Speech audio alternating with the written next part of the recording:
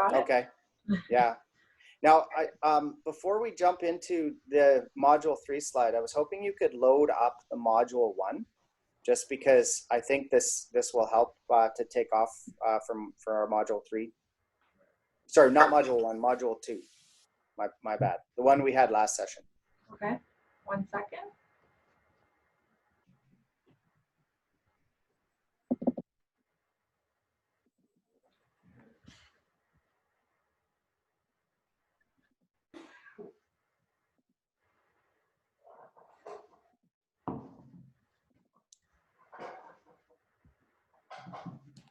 A little bit of a curveball for you, hey? Yeah. All right, while there's a quiet moment here, Dr. Klein, I hope you can remember me. We do. I You do. okay. Yeah. I was talking to Zara and Carolyn a while ago, and we tried sending you lunch money from the time we were at yours. Oh, A long while ago, and I don't think that ever got through, and we were wondering if we can get another email to get that to you. okay. I can give you my email. Sure. I It's can write. JC Okay. and then CLINE Mm-hmm. #1 @gmail.com. Great. You won't have to send any loan sharks after me now. Ah, I'd forgotten all about it. Dang it. I'll get that to you soon. Oh, and just a reminder, Steph, in case you already haven't, just to remove our faces, please, when you're recording, because it gets in the way. Is it okay now? Can you see this? Well, I can't see. Are you screen sharing right now? Yeah. Okay, then yeah, I can still see our. I think you can No. control the No. view on your own Zoom too, can you not?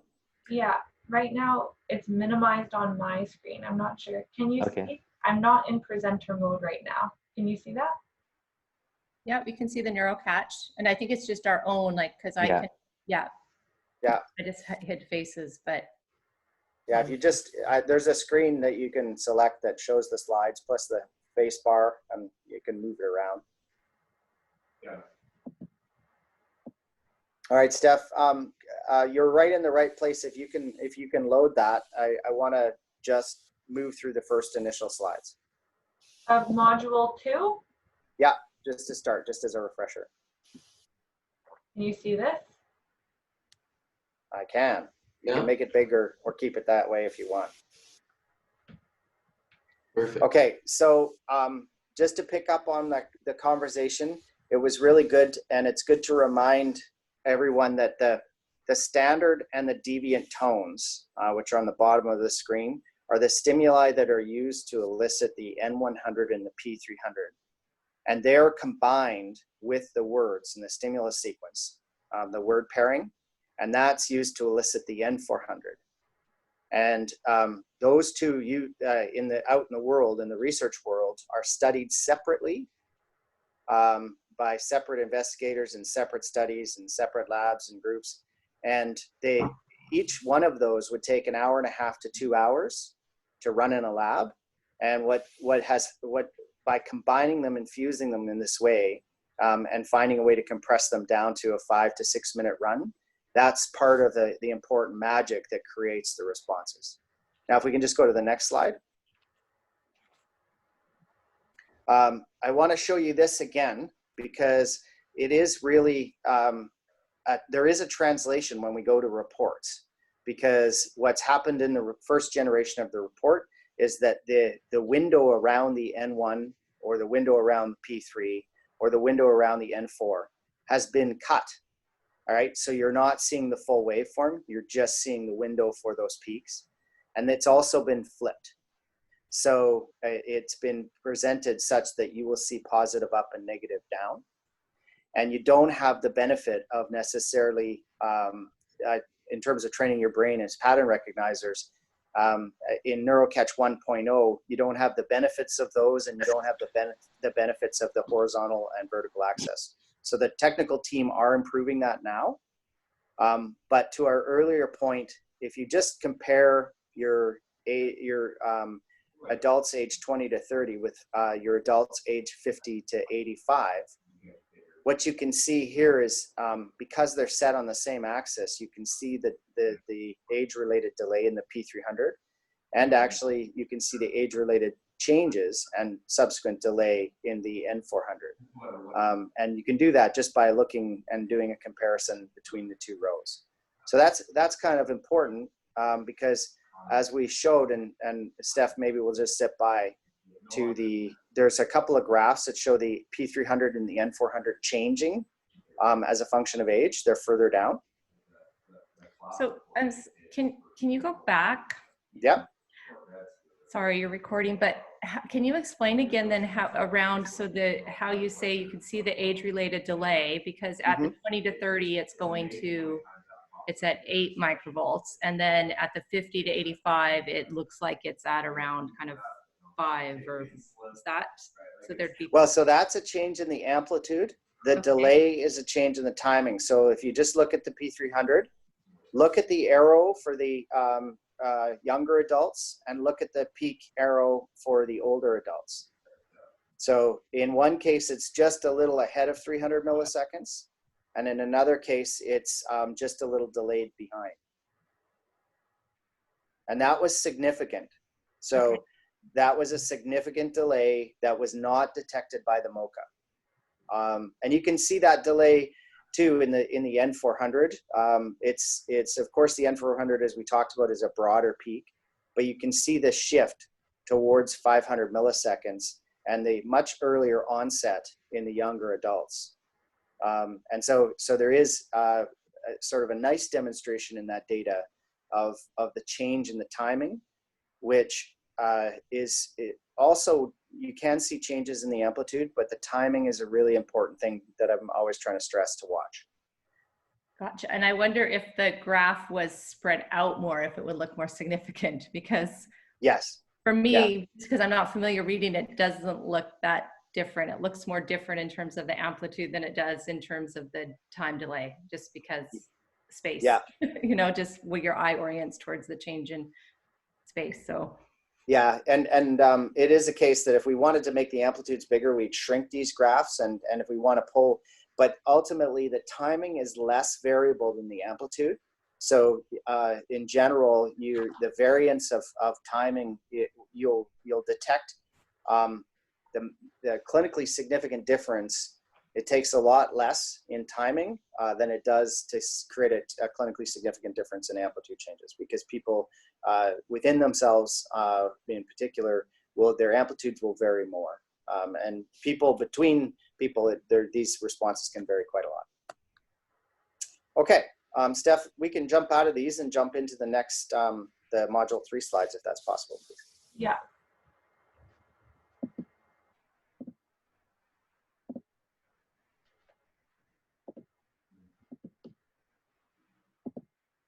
Perfect. Awesome. All right, so module 3, it starts with a quick case study from mine, and then I think John has nicely provided us with some waveforms, and so we'll spend some time going through. And because John, I've had a chance to look at them ahead of time, I wanted to remind us of those patterns, because I think you've provided us a really interesting case. Good. I'll start with our work, our most recent work. This is hot off the presses with Trevor Green. So I think everyone pretty much on this line knows a lot about Trevor Green, so I don't want to take too much time to describe, but we've been working with Trevor and Debbie now for over 10 years. Trevor in 2006 was attacked by an axe to the top of his head while he was serving in Afghanistan. And as a sign of respect, took off his helmet and laid down his firearm. His job was to meet with village elders and ask how Canada could support. And a young 16-year-old coerced by the Taliban drove an axe into the top of his head and violated an ancient Shura protocols in doing so, and signaled a Taliban firefight attack. Trevor probably has, I would say, the largest surviving brain injury on the planet. I don't know of any cases that demonstrate this remarkable recovery. And that picture is actually Trevor, Debbie, and I standing on the beach in Tawasin on the run to the ferries, right after we were doing our TEDx, he and I did a TEDx Surrey together, and that's him standing with Debbie and I. So his goal has been to rehabilitate his motor function and some of his cognitive function, and to walk again and climb to Everest. So that's kind of a cool shot. Next slide, please. So we got some new work in that brings in the PONS, the portable neuromodulation. Trevor, we've done some studies that over 3 years using functional MRI showing that he was changing his, rewiring his brain and his abilities well beyond the expected capabilities that the world would have expected in years and in time. But he had actually, he treats it, he's an elite athlete and an elite soldier. And so he treats rehab in an elite way where he works very hard daily to recover. And he'd hit a plateau, and it was a chronic plateau. And no matter, even with our most intensive rehab teams, we could not move the needle further. And so we started basically a study where we had a year baseline of no changes and chronic, no matter how intense the physio, and then 14 weeks of PONS therapy. And I'm going to show you results that are not only the rehabilitation results, but then the lower part is the brain vital sign results. And that'll just give you a sense of how this sort of project demonstrates. What was really interesting in this project was he was being treated for physical therapy, not for cognitive rehabilitation. And we detected changes not only in his motor improvement, but also his cognitive function. So that was quite clinically significant. And I'll tell you more about that. First of all, some methods. I think everyone here knows about the EEG. We also used magnetoencephalography. So we used some pretty hardcore MEG to look at his activity in his brain. And we did this with a baseline over a year. So baseline 1, 2, and 3 was over a year. And then treatment period of 14 weeks where we paired it with neuromodulation, which is the PON stimulator that stimulates through your tongue to access your brain and facilitate neuroplasticity. So next slide.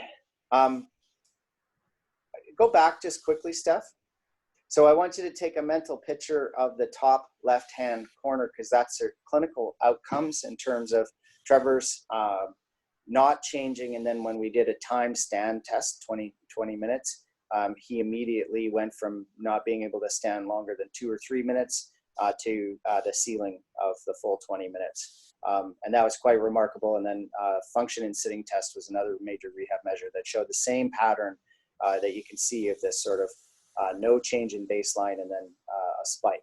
And that pattern, I want you to take a look in the next slide, because we went searching from the clinical. John, you always talk about, does this match the what you see in clinical? So Yeah. we literally did the correlation of that function. This is measuring his EEG motor function.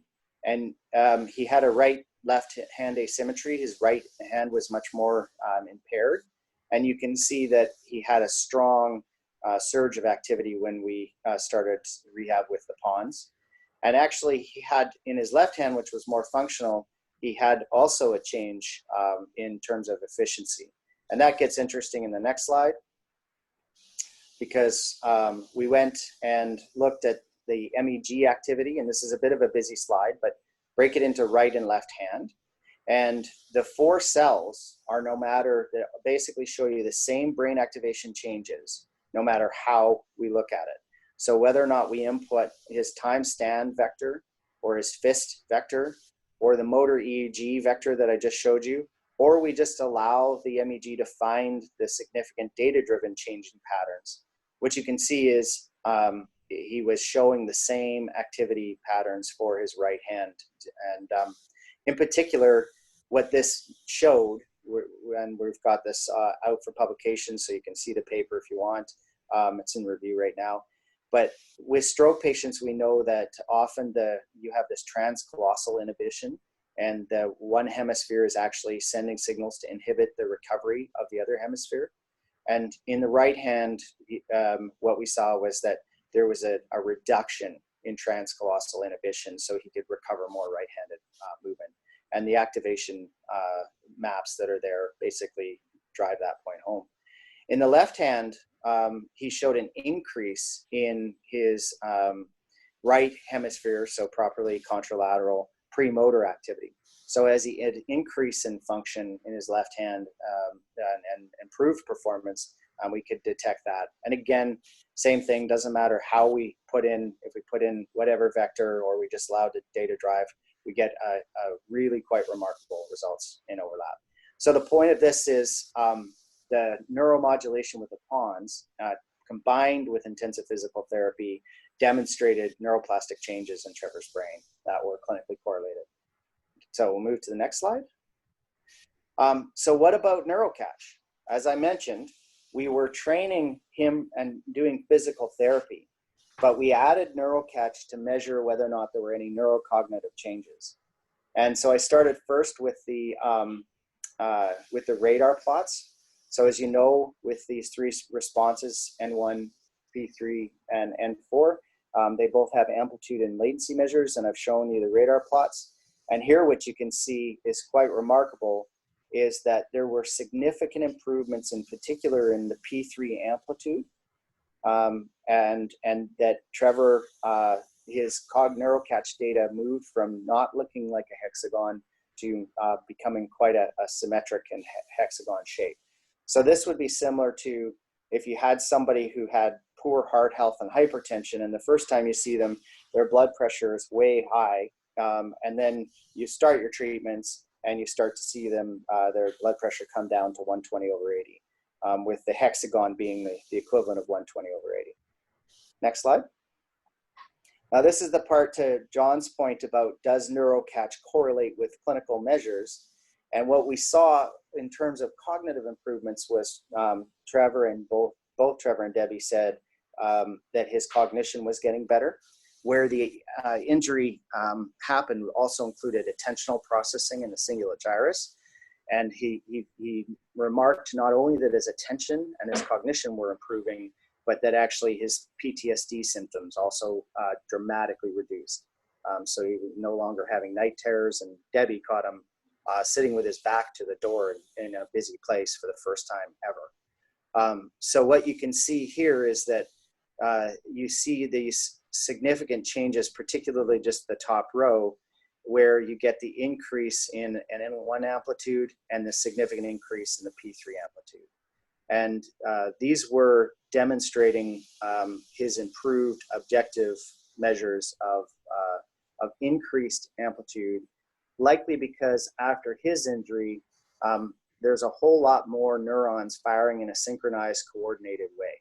So in terms of an interpretation of what that reflects, after taking so much extensive damage to attentional networks, it looks like what you're seeing is actually a more synchronized increase in neurons firing together, creating larger P300 amplitudes and N100 amplitudes. Now, what I would expect to see next would be that would stabilize and we would see the timing increase if he continued. So at this point, I would sort of expect clinically that we would start to look for, after the function is sort of re-establishing itself, does it actually get more efficient in terms of latencies and changes in timing? Next slide. So right now you don't see any major changes in latency, but if we were to continue to push the limits, that's the graph I would look for. And another interesting thing here is that is a test to see that you don't see the latencies changing in terms of clinical correlation. Trevor, by the way, has published multiple books, opened the Invictus Games and hung out with Prince Harry, and done a whole lot of things. So his cognitive processing, he's been able to compensate a great deal. And what these results show is that this was one of the first lifts he's been able to take in terms of his attentional processing, even though he'd been doing Brain HQ and Lumosity to try and improve his attention and that sort of thing. So pretty strong results that neuromodulation with the pawns has a big difference, because it's not just your sort of minor brain injuries. Severe open traumatic brain injury in this situation was also something we could make an effect on. Next slide. So before we get into some of the reports, I mentioned this last time and I just want to go through this. the key right now with NeuroCatch is really keeping in the front of your mind that the data, the waveforms, they're objective measures extracted with a specific means, and that is what it is. The peak picking algorithm is where the development goes to and where the users need to be aware of. So just like the analogy of the 5 levels of from the Society for Automotive Engineering for automation, we are moving through these levels. In the early stages, just like with a driver assist, we're probably sort of at a partial automation, like a level 2 now, which is that, yes, let the peak picker do its job, but not in replacing it with human expertise at this moment. And that's because, of course, the peak picker was developed on healthy individuals and is just now being turned into being more robust at that level, and also robust in terms of clinical conditions. So we are not yet at a conditional or a high automation. With the next generations, they will be much more improved. But what we're finding clinically is that it's always important to keep your hands near the wheel. And if you see something that doesn't make sense and the latency jumps in a big way, that might be that in one case it tagged the P2 and in another case it tagged the P3. So always look at the waveforms is the important moral of the story for NeuroCatch 1.1. Next slide. I think that's it. Oh, these are from last time. So I think, Steph, what we want to do is load up John's reports, if we could, please. Any questions before we jump into your reports, John? No. Okay. Maybe what we'll do while we're loading this up is, can you give a quick, I know you did it on email, but maybe just a quick clinical overview of the case that you've selected? Yes. This is a 63-year-old gentleman who came to me last fall, having experienced a sudden total global amnesia in September. And of course, he went to the ER and got into the rapid access clinic, saw a neurologist, had all the tests, and changes were seen on the MRI related to a small stroke he'd had in 2013, affecting the right side of the brain, leaving him with chronic dysesthesia on the left side of his body. He was slow to recover from the global amnesia, which is unusual. And then I diagnosed him with depression in around December. Put him on an antidepressant, and he developed a right-handed tremor that would come on, especially when he was anxious. And so I switched antidepressants to Effexor, starting with a small dose and gradually increasing the dose. But I mentioned to him about NeuroCatch and the Thor laser that we are using to improve brain function and recovery. And so he went through 12 treatments with the near-infrared and red laser using protocols developed at Harvard and Thor laser in Britain. So we did NeuroCatch before and then after 12 treatments with the Thor laser. So this would be the first NeuroCatch he had. Perfect. Okay, so Steph, before we zero in, remember the first step is to evaluate to see if there's any artifacts with the waveforms. So a quick check of that is always to look at the shape of the waveform and the amplitude. So for all three of these, you want to just sort of have an assessment. Are these looking like they could be, there's some sort of artifact, or are they looking like they're sensible waveforms? John, hate to put you on the spot, but what are your thoughts there? Do you think that these are artifact free?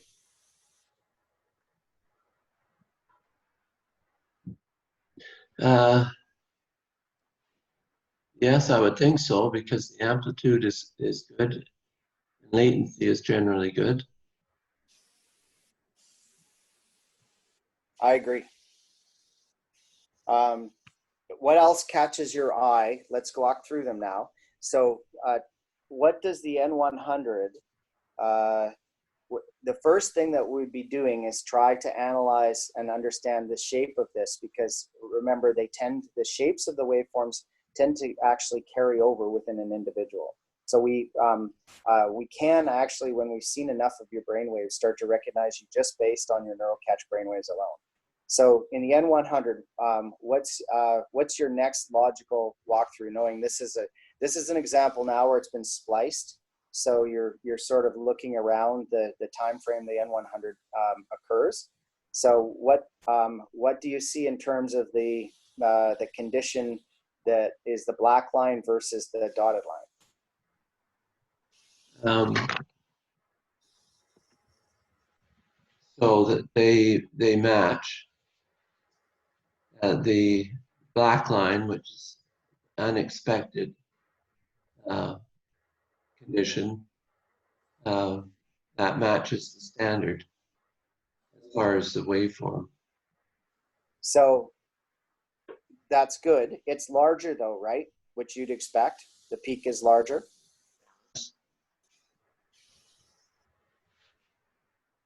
Do you So see the amplitude, 6.87. Well, it's I believe it's 6.87 microvolts. Yeah. And that what you're comparing there is the standard versus the deviant tones. So the deviant tones have a larger N100 than the N100 you see in the standard tones. Right. See that? So that's what you'd expect, isn't it? That's correct. You got it. And if you look ahead of the N100, you can see that there's a P100 occurring. So the positive going peak that's not scored. Yes. And you can see it in both, and you see that that's also larger. Yeah. Now, we expect this because of the concept of exogenous processing. So if you increase the loudness in these early stage components, you will increase the amplitude of the response. Okay, and normally it should be a flat line initially, shouldn't it? Well, so that's a great question. Now you're orienting to yourself towards what's been clipped for the peak for neurocatch versus being able to see the whole waveform. Understanding that in future generations, the whole waveform will be present. But what you're not seeing right now on this graph is the pre-stimulus baseline. It's not shown. So where you can get your sanity check is say, okay, there's the P100. I can see both the P100 and the N100 are larger in the deviant condition than in the standard condition. And while you're doing that, your brain is taking a mental snapshot of that pattern because that's unique to this patient. Okay. Okay. So let's go down and take a look at the P300. What do you see? So the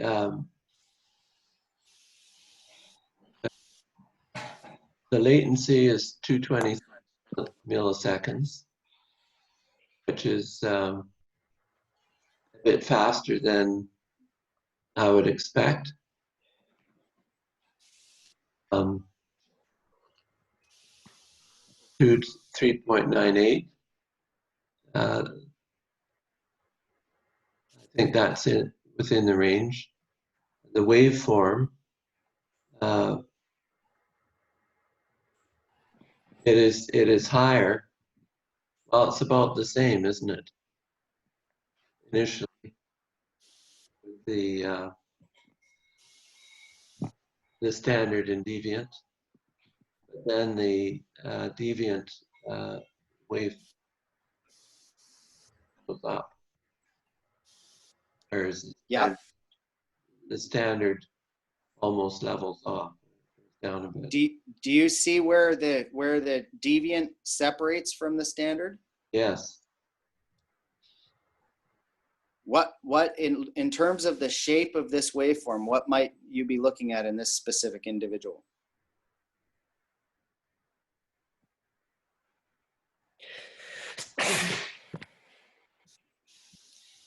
You can always ask a friend.